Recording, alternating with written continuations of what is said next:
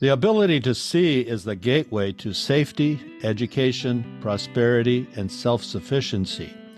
Yet in our world, there's 2.5 billion people who lack access to an optometrist.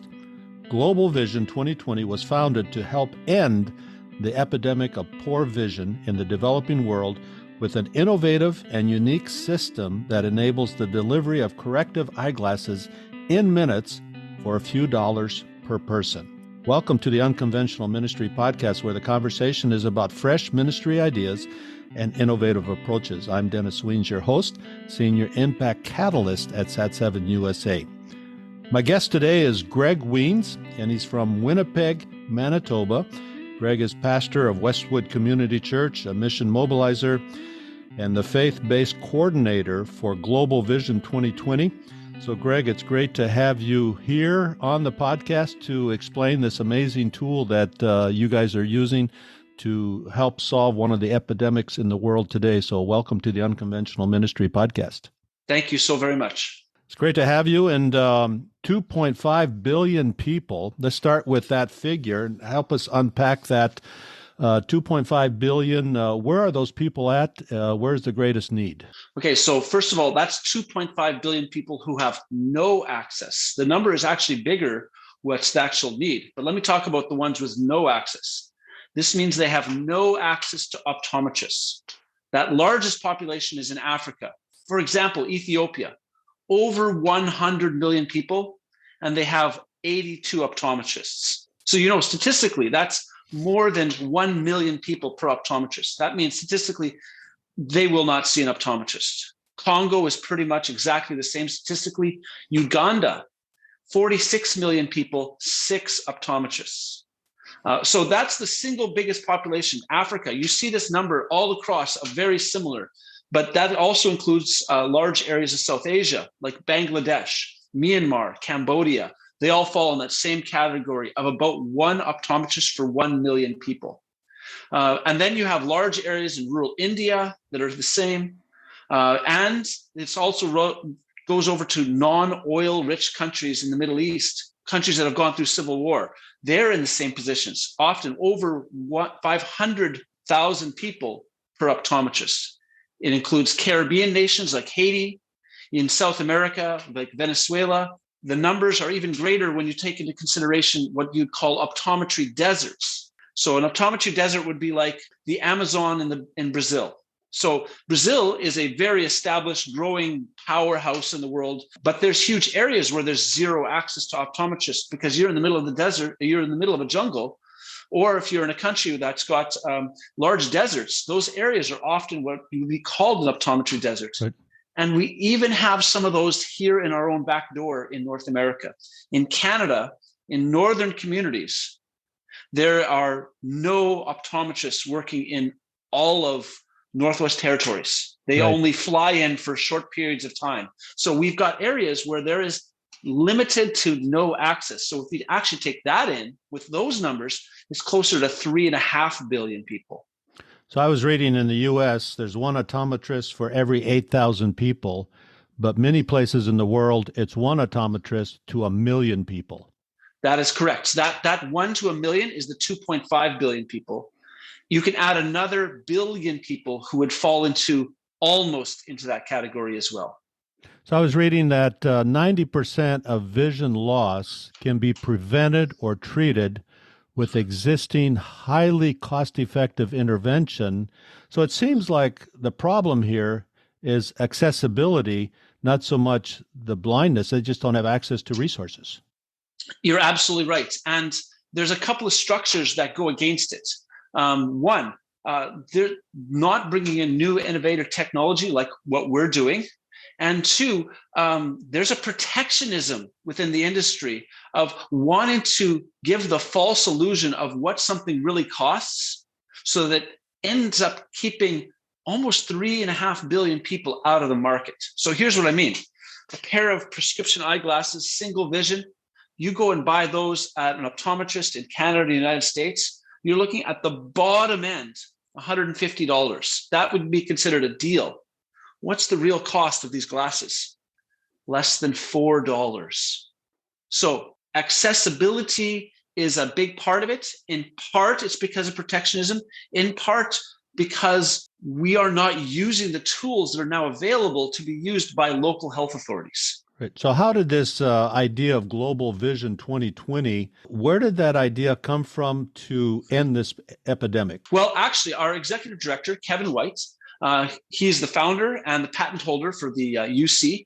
While he was back in 2005, he was the head of NATO's international development projects for Africa, Eastern Europe, and Western Asia.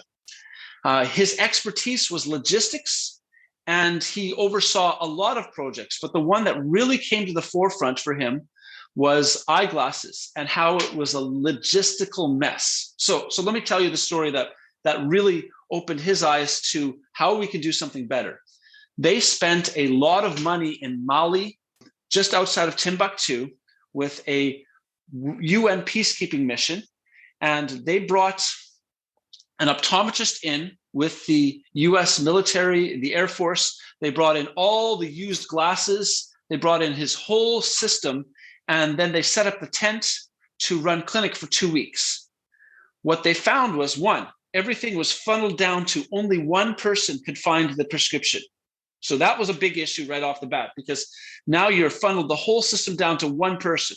Second, once they found the prescription, now they had to sort through large quantities of old used glasses with approximate prescriptions on them, because nobody hands in their old used glasses with what the prescription is. They hand them in where somebody makes an estimation by eyeballing them and saying, this looks like it's between -1 and -2 on the left, and this looks like it's between -1 and -2 on the right. So they're not even giving even close approximations. And now they simply do trial and error. So they're like, okay, so patient comes in, gets tested by the one expert that can test them. And now that same optometrist is the one handing them glasses after glasses after glasses until they find a pair that helps them see as best as possible. So it's very time consuming. Exactly. So a typical day of, they bring a whole team in, they might make 25 pair of glasses that mostly fit right. Or worse yet, in one of the villages that Kevin set this up with, the chief came in, they found his prescription, they found a pair of glasses, which wonderfully helped him see 20/20. He was seeing 20/60 before that. So that's not great vision. A few minutes later, they had him 20/20, but the frames were pink. He wasn't going to wear those glasses. Right. So he left with glasses that he couldn't pass the driver's test with because they were the right color of frames. He said, there's got to be a better way.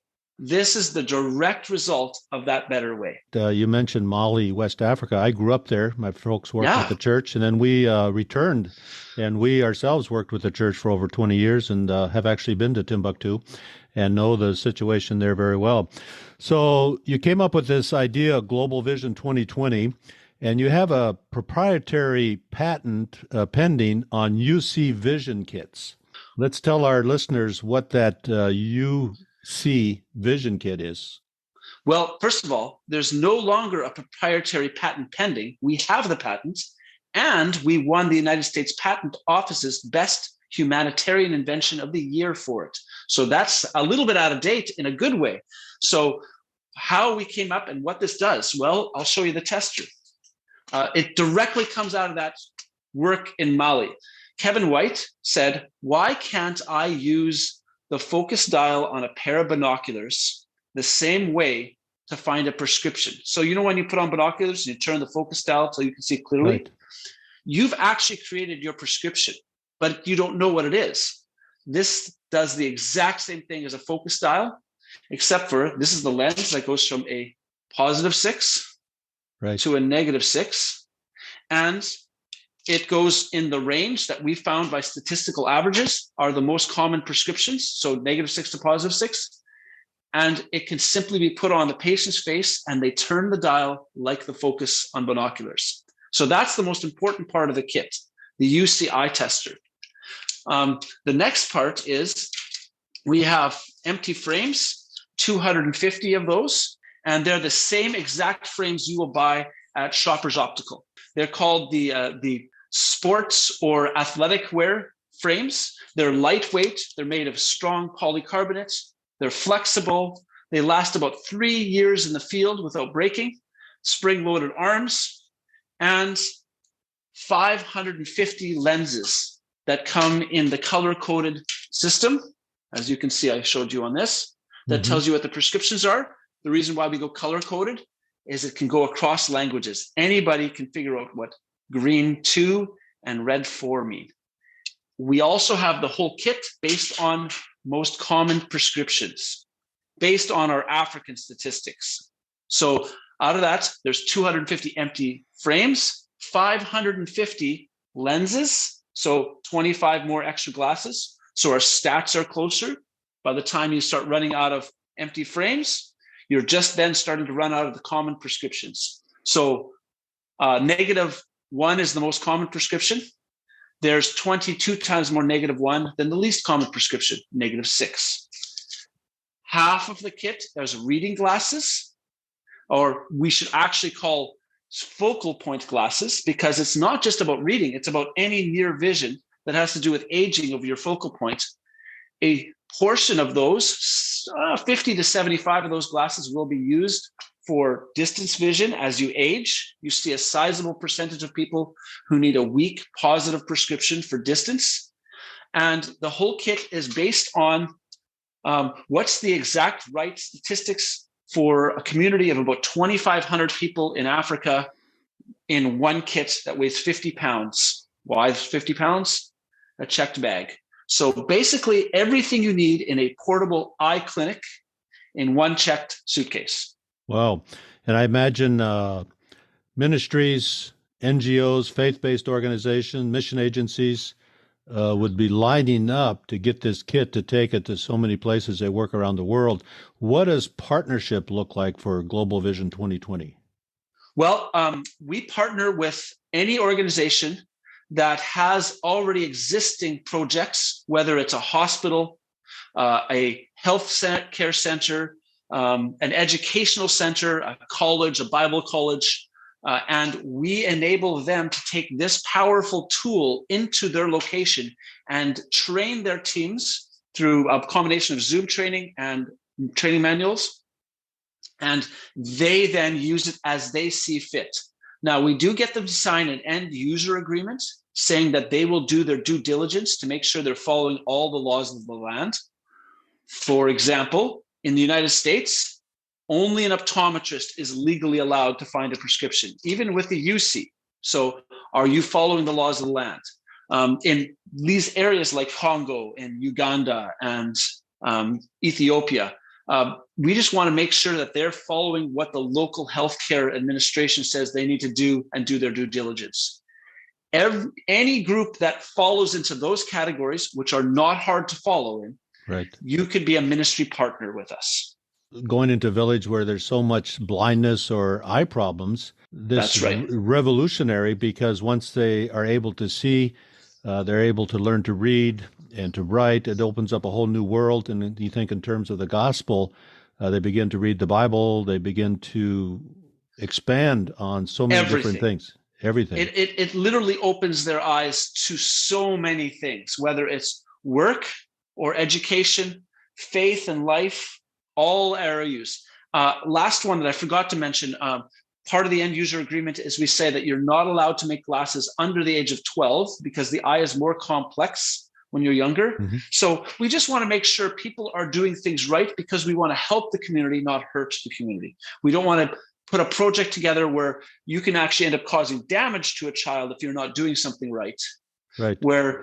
So that's basically it. It's not a hard thing to sign and follow. And we've actually only run into one problem around the world where somebody was presenting themselves as something that they were not.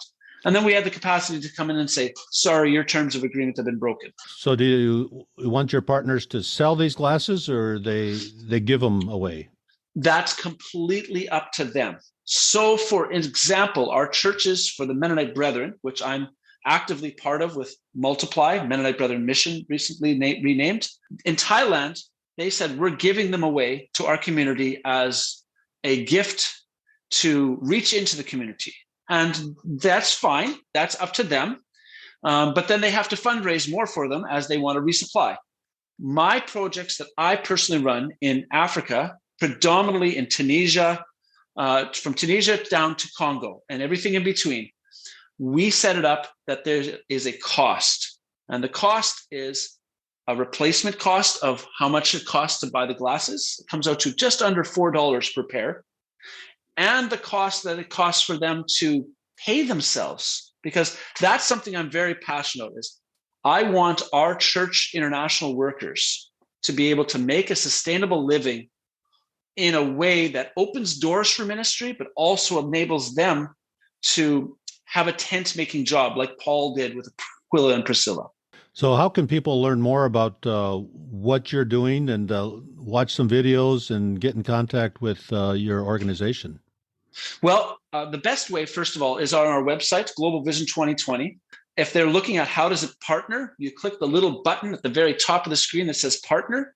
It'll walk you through what that looks like. That's the most simple way for any other agency to just say, hey, how can we partner up?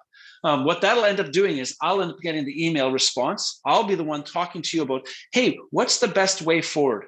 Do you want to try one kit and get the training and see how that goes and see where it can go from there? That would be the number one on our website. Second, you know what? It's actually pretty funny. I've been pretty popular on TikTok. I do not dance, so don't worry. I'm a Mennonite, remember that. Yes. I simply show, hey, this is what's going on around the world. Here's interactions with people who are making the glasses on the ground. So here's the beauty of the system. Over 95% of the glasses that have been handed out around the world, we are over 300,000, have been handed out by local Indigenous workers. This is not a white guy from Canada that came in and handed out glasses. No, it's a team that came in trained, and the project carries on much greater after we've left. So that's a way you can keep in contact.